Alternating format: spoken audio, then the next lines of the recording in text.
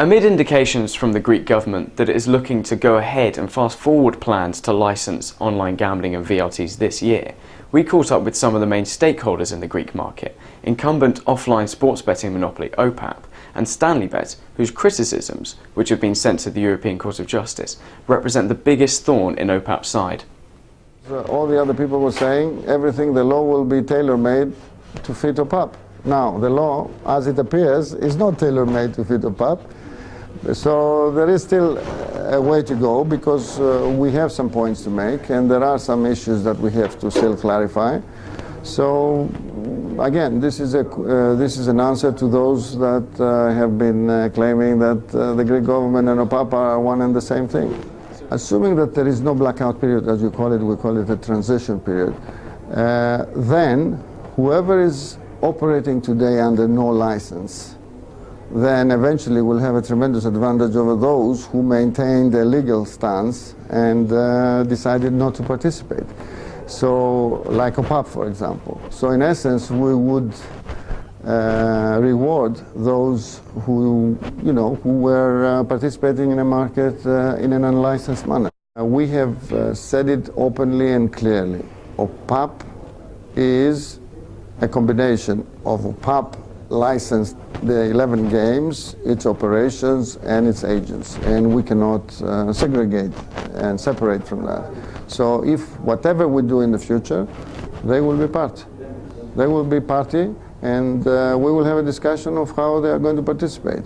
But definitely, if we will, depending on how the government is going to license the VLTs, we will do it through our shops, and if we do it outside our shops, then we will do it in cooperation with our agents. We're not going to open a separate network just for the sake of VLTs. How confident are you that you will be able to see off Stanleybet's legal challenge and maintain your retail sports betting monopoly in Greece? I think the decisions of the European Court of Justice have been in the favor of that. I mean, the governments, they have the freedom to decide how will they facilitate the process and the regulation in the markets. And monopolies or restricted provision, even exclusive provision from private companies is allowed if the government so decide. So again, Stanleybet has a different position and they fight it in the European Court of Justice. This is the forum that will decide for it.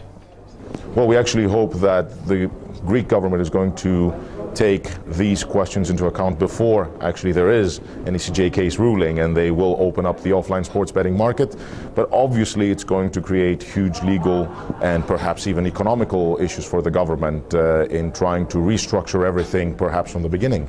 Well, to begin with, the whole legislation could be in limbo. That's the legal element. Financially, of course, it will create all those costs to the Greek government to restructure their legislative framework. Greece's government has set out a timeline which it hopes will introduce VLTs and online gambling before the end of the year. But with question marks still hanging around ΟΠΑΠ's monopoly, a potentially hefty blackout period on the way, and the bill still needing approval from the European Commission and the Greek Parliament, it remains to be seen whether that's just a dream or whether 2011 could become an operational year in Greece.